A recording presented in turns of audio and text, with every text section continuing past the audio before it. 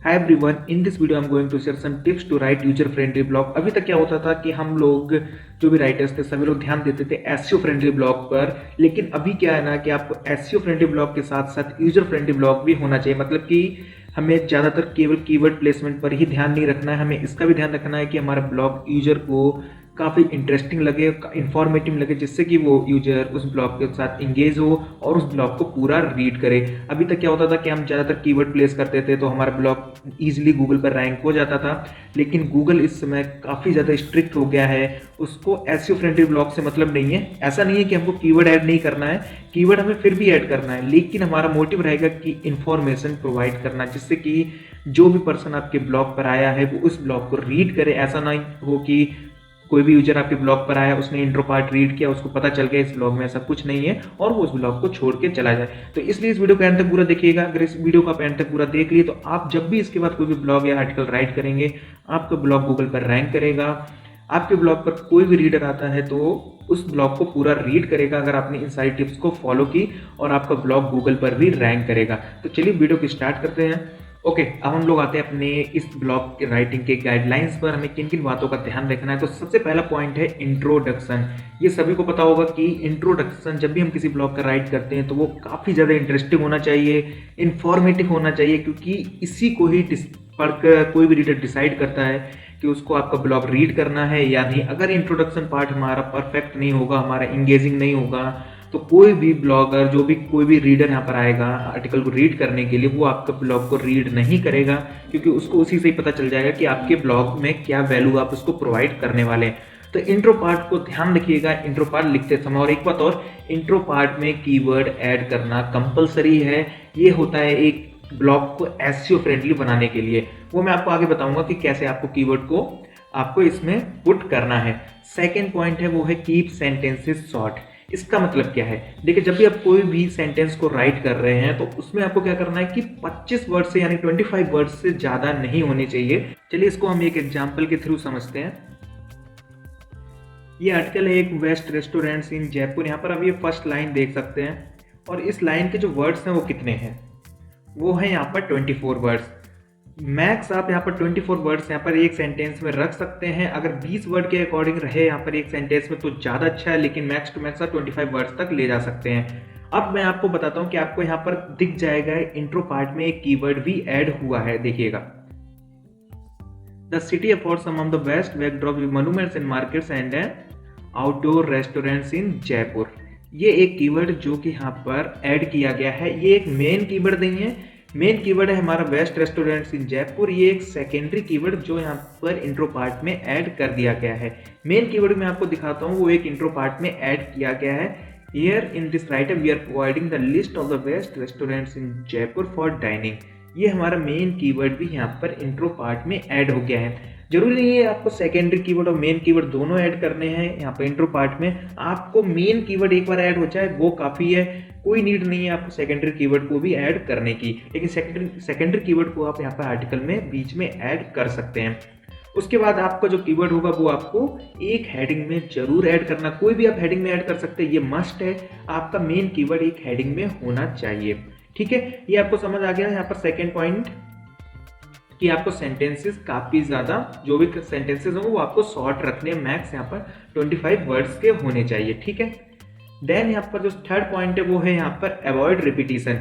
इसका मतलब क्या है कि आपको अपने आर्टिकल में ऐसा कुछ नहीं लिखना है जैसे कि आपने एक लाइन को यहाँ पर लिख दिया, सेम लाइन को बार बार आर्टिकल में बीच में राइट कर रहे हैं, बार बार आप एक ही लाइन को अलग अलग लैंग्वेज की तरह से राइट कर रहे हैं। ऐसा आपको बिल्कुल नहीं करना है कि जो आप इंट्रो में बता चुके वो आप नीचे मत बताइएगा। तो ध्यान रखना है कि आपको रिपीटेशन को अवॉइड करना है। देन ये है वेरी योर सेंटेंस बिगिनिंग्स। ये क्या है मैं आपको बताता हूँ। डाइवर्सिटी और sentence openings to maintain a dynamic and engaging narrative, avoid starting two consecutive sentences with the same words. चलिए मैं आपको बताता हूँ ये भी क्या है। ये देखिए, each restaurant reflect the culture of pink city through the dishes as well as decor, है ना। अब जो नेक्स्ट सेंटेंस है वो आप ईच वर्ड से स्टार्ट नहीं कर सकते हैं। आपको कोई भी दो सेंटेंस सेम वर्ड से स्टार्ट नहीं करने हैं। दो सेंटेंस हमेशा अलग अलग वर्ड से स्टार्ट होने चाहिए। जैसे कि यहाँ पे स्क्रॉल डाउन है तो स्क्रॉल वर्ड से नेक्स्ट सेंटेंस यहाँ पर स्टार्ट नहीं कर सकते हैं। सेम यहाँ पर विद न्यू कैफेज, तो नेक्स्ट वर्ड स्टार्ट है जयपुर अड्डा। तो ये आपको ध्यान रखना है कि कभी भी सेम वर्ड से सेंटेंस नहीं स्टार्ट होना है। जैसे कई बार आप देखेंगे राइट करते समय आपको द वर्ड से आप कई बार सेंटेंस को स्टार्ट कर देंगे, वो आपको नहीं करना है। ठीक है। Prevent word repetition across sentences, इसका मतलब क्या, ensure that the last word of the one sentence differs from the first word of the next sentence. देखिए ये भी आपको ध्यान रखना है कि आप एक सेंटेंस में कोई भी वर्ड यूज कर रहे हो एक से ज्यादा बार यूज ना हो। अगर ऐसा पॉसिबल नहीं है तो आप यूज कर सकते हैं, लेकिन ये आपको ट्राई करना है कि किसी भी सेंटेंस में कोई भी वर्ड एक से ज्यादा बार यूज नहीं होना चाहिए। जैसे स्क्रॉल डाउन, फाइंड आउट, कोई भी फाइंड वर्ड यहाँ पर एक से ज्यादा बार यूज नहीं। और ये भी आपको ध्यान रखना है, ये जो लास्ट का वर्ड है यू विद और ये वर्ड फ्रॉम, ये दोनों वर्ड भी सेम नहीं होने चाहिए किसी भी सेंटेंस में। मतलब कि लास्ट का वर्ड और न्यू सेंटेंस का फर्स्ट वर्ड सेम नहीं होने चाहिए, और एक वर्ड किसी भी सेंटेंस में सेकेंड 2 बार नहीं आना चाहिए, मतलब वो वर्ड एक ही बार होना चाहिए। ठीक है, ये भी पॉइंट आपको समझ आ गया। इससे क्या होता है ना कि हमारा आर्टिकल यूजर फ्रेंडली होता है और गूगल को वो आर्टिकल एसईओ फ्रेंडली भी लगता है और वो हमारे उस आर्टिकल को गूगल पर रैंक भी करता है। अब मेन पॉइंट आता है ब्रेकिंग योर आर्टिकल। मतलब क्या है, to enhance your content break it into clear headings and subheading. This structure assist reader in navigating your article and finding the information they seek. मतलब कि क्या है कि हमारा कोई भी आर्टिकल है उसको मैं प्रॉपर हेडिंग और सब हेडिंग में ब्रेक करना है। जैसे कि ये देखिए हमारी ये फर्स्ट हेडिंग है 10 बेस्ट रेस्टोरेंट्स इन जयपुर। ठीक है, अगर ये हेडिंग के बजाय मैं डायरेक्ट यहाँ पर ये scroll down to find out the best Jaipur restaurant लिख देता तो यूजर को पता ही नहीं चलता कि कहाँ से हमने यहाँ पर लिस्ट प्रोवाइड की है, क्या किया है। ठीक है, उसी तरह से फिर हमारी यहाँ पर जो फर्स्ट एक सब हेडिंग है वो है जयपुर अड्डा एक्सोटिक डिशेस। ठीक है, तो इस तरह से प्रॉपर आपको ब्रेक करना है। और जब भी आप किसी प्लेसेस के बारे में लिख रहे हैं तो ये ध्यान रखना है, जैसे आप किसी प्लेसेस टू विजिट में हैं। ठीक है, जैसे फॉर एग्जाम्पल ये आर्टिकल है, यहाँ पर ये दिल्ली के बारे में लिखा हुआ है, तो यहाँ पर इसमें वहां से रिलेटेड आप ये लिख सकते हैं places to visit in Delhi, things to do in Delhi, how to reach. अगर वहां का कुछ फेमस थिंग्स है तो वो आप वहां पर ऐड कर सकते हैं। जैसे रेस्टोरेंट में आप लिख रहे हैं तो वहां पर क्या फेमस है, मस्ट ट्राई, उसकी लोकेशन क्या है। ठीक है, कॉस्ट मतलब जो भी उसका प्राइसिंग है वो क्या है। अगर आप लिख रहे हैं for example if you are writing about hotels, ठीक है, किसी सिटी में आप होटल्स के बारे में लिख रहे हो तो आप होटल का आप किसी भी आप होटल के बारे में लिखेंगे तो वहां का आप रूम का जो भी चार्जेस है वो लिख सकते हैं एक्स्ट्रा में, जो पॉइंट वाइज, जैसे ये पॉइंट वाइज लिखे हुए ऊपर, तो आप वो लिखेंगे उस होटल का इंट्रो क्या है। ठीक है, और एक बात तो ध्यान रखना है, जो आप इस इंट्रो में लिख चुके हैं वो आप यहाँ पर पॉइंट में आपको नहीं लिखना है। यहाँ पर पॉइंट में वही लिखना है जो एकदम से यूनिक चीज है और जो आपने इंट्रो में मेंशन नहीं की। जैसे कि आप प्राइसिंग हो सकता है, वहाँ पर हाउ टू रीच हो सकता है, आपको होटल पे कैसे जाएगा कोई भी पर्सन वो हो सकता है, और ये भी, और वहाँ की कोई स्पेशलिटी है वो भी आप वहाँ पर लिख सकते हैं, और थीम बेस्ड वो रूम प्रोवाइड करते हैं यानी ये भी आप वहाँ पर प्रोवाइड कर सकते हैं, लोकेशन प्रोवाइड कर सकते हैं। तो ये आपको ध्यान रखना है कि आप किस तरह से उनकी किसी भी होटल जो भी आप आर्टिकल राइट करें उसके अकॉर्डिंग आप यहाँ पर पॉइंट कैसे लिख सकते हैं। एक बात और ध्यान रखना है, जो भी आप यहाँ पर पॉइंट लिखते हैं वो लगभग सभी में सेम होने चाहिए। जैसे कि मस्ट ट्राई, यहाँ पर भी मस्ट ट्राई, यहाँ भी लोकेशन भी यहाँ पे, कुजीन्स भी यहाँ पर है, तो ये पैटर्न आपको सेम फॉलो करना है। इससे क्या होता है ना कि एक यूनिफॉर्मिटी बनती है कि हमारा आर्टिकल का एक सेम पैटर्न है, तो यूजर को यहाँ पर प्रॉपर अच्छा लगता है किसी भी आर्टिकल को रीड करने में। नेक्स्ट पॉइंट है हमारा, वो हमारा ब्रेकिंग और आर्टिकल से ही सेम है कि यहाँ पर clearly mention craft meaningful headings and sub heading that provide insight into the content they introduce, well structured heading improve the overall